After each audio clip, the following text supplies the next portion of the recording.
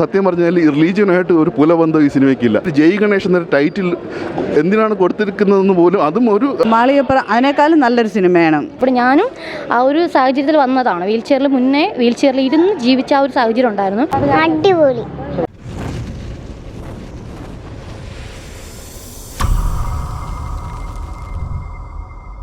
നന്നായിട്ടുണ്ട്. നല്ല ഇൻട്രസ്റ്റിംഗ് ആണ്. നല്ല സിനിമയാണ്. നല്ല ത്രില്ലർ മൂവി. സൂപ്പർ ഹീറോസ് എന്ന് പറയാം നമുക്ക്. നല്ല പടം. ക്ലൈമാക്സ് ഒക്കെ നന്നായിരുന്നു അവസാനം. അതെനിക്ക് ഭയങ്കരമായിട്ട് ഇഷ്ടപ്പെട്ടു. കൊള്ളാം. പൊതുവെ കണ്ടുകൊണ്ടിരിക്കുക ഏറ്റവും നല്ല സിനിമ. ഭക്തിപടമൊന്നുമല്ല. അതെ, ഉണ്ണിമുകുന്ദൻ നന്നായിരിക്കും. നല്ല അഭിനയമാണ് കാഴ്ചവെച്ചിട്ടുള്ളത്. പൊതുവെ എല്ലാ കൊണ്ടും നല്ല സിനിമ. കൊള്ളാം.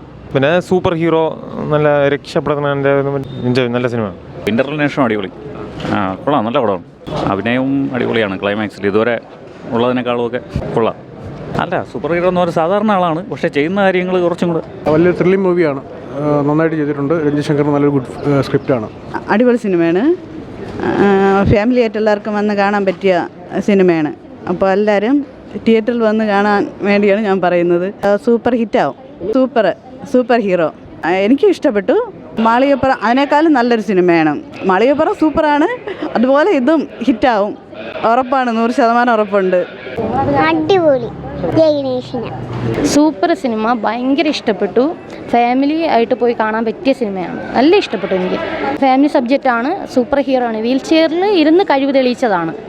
അപ്പോൾ ആ മൊമെൻറ്റിൽ വരുന്നവർക്ക്, വീൽ ചെയറിൽ ഇരുന്നിട്ടുള്ളവർക്ക് ഭയങ്കരമായിട്ട് ഇഷ്ടപ്പെടും. ഞാനും ആ ഒരു സാഹചര്യത്തിൽ വന്നതാണ്. വീൽ ചെയറിൽ ഇരുന്ന് ജീവിച്ച ആ ഒരു സാഹചര്യം ഉണ്ടായിരുന്നു. ഭയങ്കരമായിട്ട് ഇഷ്ടപ്പെട്ടു. സൂപ്പർ മൂവിയാണ്. കറക്റ്റാണ്. പലർക്കുള്ള മെസ്സേജാണ്. സൂപ്പർ സിനിമയാണ്. സ്റ്റോറി എടുത്തു പറയാൻ ഇതേ ഉള്ളൂ. ഉണ്ണിയേട്ടൻ വീൽ ചെയറിൽ ഇരുന്ന് കഴിവ് തെളിയിച്ചതാണ്. അത് എത്ര പറഞ്ഞാലും പറയാൻ വാക്കുകളില്ല. അത്രയ്ക്ക് ഇഷ്ടപ്പെട്ടു. ഉറപ്പായിട്ടും വിഷു ഉണ്ണിയേട്ടൻ്റെ കയ്യിലാണ്. സൂപ്പർ സിനിമയാണ്. നെഗറ്റീവ് പറയുന്നവർ അവിടെ കിടന്ന് പറയട്ടെ, അത് കാര്യമാക്കുന്നില്ല. നെഗറ്റീവ് ഇപ്പോൾ ഒരു സിനിമ ഇറങ്ങിയാൽ അതിൽ പോസിറ്റീവ് ഉണ്ടാവും, നെഗറ്റീവ് ഉണ്ടാവും. നെഗറ്റീവ് പറയുന്നവർ അവിടെ കിടന്ന് പറയട്ടെ. ഞങ്ങൾ ഉണ്ണിയേട്ടൻ്റെ പോസിറ്റീവ് എനർജിയാണ് ഞങ്ങൾ നോക്കുന്നത്. നെഗറ്റീവ് പറയുന്നവർക്ക് എത്ര പറഞ്ഞാലും അവർ നിർത്തില്ലല്ലോ. പറയുന്നവരവിടെ പറയട്ടെ, അത്രേ ഉള്ളൂ. അത് അവരുടെ സ്വഭാവ ഗുണം അവർ പറയുന്നു, അത്രേ ഉള്ളൂ. ഒറ്റ വാക്കിൽ പറയുക വെച്ചാൽ അവരുടെ ഒരു മൈൻഡ്, സ്വഭാവ ഗുണം അതവർ പറയുന്നു. നമ്മൾ ഉണ്ണിയേട്ടൻ്റെ പോസിറ്റീവ് എനർജി എന്താണെന്ന് നോക്കി മുന്നോട്ട് പോകുന്നു, അത്രേ ഉള്ളൂ. സിനിമയുടെ തീം നമ്മളിപ്പോൾ എന്തുകൊണ്ട് ഞാൻ ആ സിനിമ ആദ്യം ചൂസ് ചെയ്യുന്നത് വെച്ച് കഴിഞ്ഞാൽ എനിക്ക് ട്രെയിലർ കണ്ടിട്ട് അതാണ് കുറേ കൂടെ നന്നായിട്ട് എനിക്ക് ഫീൽ ചെയ്തത്. അപ്പോൾ അതുകൊണ്ടായിരുന്നു ഞാൻ ആ സിനിമ കാണാൻ ചൂസ് ചെയ്തത്. പിന്നെ ആവേശം ഒബ്വിയസ്ലി ഇവിടെ ഓഡിയോ ഓണിൽ കാണണമെന്നുള്ളൊരു ഇതുള്ളതുകൊണ്ട്. അപ്പോൾ സിനിമയുടെ തീം ആണെങ്കിൽ അത് അണിയറ പ്രവർത്തകർ കുറച്ചുകൂടെ ഒരു ക്ലാരിറ്റി വരുത്തണമായിരുന്നു. എല്ലാവരും ഒരു സൂപ്പർ ഹീറോ എന്നൊരു കൺസെപ്റ്റിലാണ് നിൽക്കുന്നത്. പക്ഷേ അത് സൂപ്പർ ഹീറോ സിനിമയല്ല. ഒരു ടിപ്പിക്കൽ ഒരു യൂഷ്വൽ ആയിട്ടുള്ളൊരു സ്റ്റോറിയാണ്. നമുക്ക് സിനിമ കാണുമ്പോഴത്തേക്ക് ഏത് സിനിമകളിലും ഒരു നായകനുണ്ടാകും, നായകൻ്റെ എക്സ്ട്രാ ഓർഡിനറി പെർഫോമൻസ് ഉണ്ടാകും. അത് നമുക്ക് സൂപ്പർ ഹീറോ എന്നുള്ള രീതിയിലേക്ക് വരാം. പക്ഷേ ഇതൊരിക്കലും ജയ് ഗണേഷ് എന്നൊരു പേര് ഒരുപക്ഷെ തെറ്റിദ്ധരിക്കപ്പെട്ടേക്കാം എന്നും എനിക്ക് തോന്നുന്നു. ഒരുപക്ഷെ അങ്ങനെ ജയ് ഗണേഷ് എന്നൊരു പേരിൻ്റെ തന്നെ ആവശ്യമില്ലായിരുന്നു. പക്ഷേ ഒരു കഥയിൽ വരുന്ന ഒരു ചില ഇതുണ്ട്. ഒരു നായകൻ തൻ്റെ പ്രൊഫഷന് അതീതമായിട്ട് പുള്ളി പേഴ്സണലി ഇൻട്രസ്റ്റ് എടുത്ത് ചെയ്യുന്ന കാര്യങ്ങൾ, അത് പുള്ളി സ്കെച്ച് വരയ്ക്കും. പുള്ളിയുടെ ജോലി അത് തന്നെയാണ്. അല്ലാതെ തന്നെ ജോലിക്ക് അതീതമായിട്ട് അത് ചെയ്യും. അപ്പോൾ കുറച്ച് ചിത്രരചന വരയ്ക്കും. അപ്പോൾ അതിന് പറ്റുന്നൊരു കഥാപാത്രമായിട്ടാണ്. കുറേ കാര്യങ്ങൾ ഇത് ലൂസ് പ്ലോട്ടുണ്ട്. അതായത് നമ്മളിപ്പോൾ ഒരു സ്ഥലത്തേക്ക് പോകാൻ ഇറങ്ങി, അയ്യോ വഴി തെറ്റി, തിരിച്ചു ഇറങ്ങി, പിന്നെ വീണ്ടും മുന്നോട്ട് പോയി, അയ്യോ അവിടെ അല്ല, പിന്നെ വീണ്ടും കുറേ കൂടെ പുറകിലോട്ട് വന്ന്, പിന്നെ മെയിൻ ഹൈവേയിൽ കയറി. അപ്പോഴത്തേക്ക് ഇടയ്ക്ക് മറ്റേ റോഡും അതൊക്കെ എനിക്ക് കാണാം. അയ്യോ ആ റോഡ് എന്തിനായിരുന്നു, പിന്നെ ആ റോഡ് ഇതെങ്ങനെ, അങ്ങനത്തെ ഒരു ഫീലാണ് എനിക്ക് സിനിമ. കാരണം ഒത്തിരി ഇങ്ങനെ ലൂസ് പ്ലോട്ട്സ് ഉണ്ട്, പക്ഷേ അത് കണക്ട് ചെയ്യുന്നില്ല. ചില കാര്യങ്ങൾ അവസാനം വന്ന് കണക്ട് ചെയ്യുന്നുണ്ട്. ഇത് അതിന് വേണ്ടിയിട്ടായിരുന്നു ഇത് കാണിച്ചത്.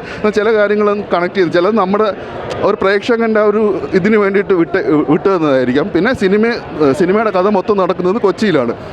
സിനിമേനെ ഓരോ സംഭവങ്ങളും നമുക്കെല്ലാവർക്കും കണക്ട് ചെയ്യാൻ പറ്റുന്ന കാര്യമാണ്. അതായത് നമ്മുടെ സമൂഹത്തിൽ നടന്നിട്ടുള്ള കാര്യങ്ങൾ തന്നെയാണ് ഇതിനകത്ത് കാണിക്കുന്നത്.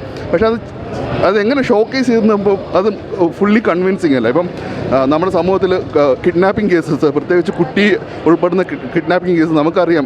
കുറച്ച് കേസസ് അടുത്ത കാലത്ത് തന്നെ ഉണ്ടായി. അതിൽ തന്നെ ജനങ്ങളെയും പോലീസിനെയും മുൾമുനയിൽ നിർത്തി ഒരു ക്ലൂ പോലും തരാൻ പറ്റാത്തൊരു കേസ് ഉണ്ടായിട്ടുണ്ട്. അതുപോലെ തന്നെ കൊച്ചിയിൽ ഒരു മാലിന്യ സംസ്കരണവുമായി ബന്ധപ്പെട്ട് അധികൃതരുടെ അനാസ്ഥ മൂലം ദിവസങ്ങളോളം അത് നിന്ന് കത്തുക, വിഷവാതകം ആൾക്കാർ ശ്വസിക്കേണ്ടി വരിക, അങ്ങനെ സംഭവം ഉണ്ടായിട്ടുണ്ട്. അതും ഈ ഒരു അതിനകത്ത് പ്ലോട്ടായിട്ട് പറഞ്ഞു വരുന്നുണ്ട്. അതായത് നമുക്കെല്ലാം കണക്റ്റാണ്. ഇത് സമൂഹത്തിൽ നടക്കുന്നതാണ്. പിന്നെ എത്തിക്കൽ ഹാക്കിങ്, ഇങ്ങനെ കുറേ കാര്യങ്ങളുണ്ട്. പക്ഷേ ഇതെല്ലാം കൂടെ അവസാനം ഒരു ഔട്ട്കം വരുമ്പോഴത്തേക്കും ഒരു ആവറേജ് എബോ ആവറേജ് ആയിട്ട് ഫീൽ ആയിട്ടാണ് എനിക്ക് തോന്നിയത്.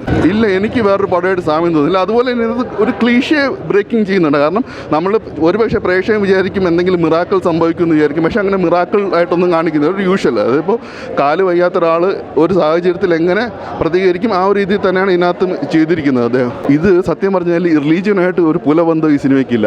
ഈ ഒരു ജയ് ഗണേഷ് എന്നൊരു ടൈറ്റിൽ എന്തിനാണ് കൊടുത്തിരിക്കുന്നതെന്ന് പോലും അതും ഒരു സിനിമയുടെ ഒരു കഥയുടെ ഇങ്ങനെ പരാമർശിച്ച് പോകുന്നുണ്ട്. അത് നമുക്കൊരു വേണമെങ്കിൽ ഒരു റിലീജിയസ് പരമായിട്ടൊന്ന് ഒരു ചെറിയൊരു ഇത് മാത്രമേ പറയുന്നുള്ളൂ. പക്ഷേ ഇത് ഈ ജയ് ഗണേഷ് എന്നൊരു പേര് അത് നമുക്ക് പറയാൻ പറ്റില്ല റിലീജിയൻ ആണെന്ന്. അപ്പം ഈ ഒരു പേര് ഇതൊഴിച്ച് ഈ സിനിമയ്ക്ക് മതപരമായിട്ട് യാതൊരു ബന്ധവും ഈ സിനിമയ്ക്കകത്തില്ല. ഇതൊരു ടിപ്പിക്കൽ സ്റ്റോറിയാണ്. പക്ഷേ ഈ ഒരു പേര് കൊണ്ട് ആൾക്കാർ ചിലപ്പം മിസ്ലീഡ് ചെയ്യപ്പെട്ടേക്കാം, അല്ലെങ്കിൽ ഇതിൻ്റെ തീം അവർ വ്യക്തമാക്കാത്തത് കൊണ്ട് ഇങ്ങനെ ചെയ്യപ്പെട്ടേക്കാം. അല്ലാതെ വേറെ ഒരു കണക്ഷനും ഇല്ല.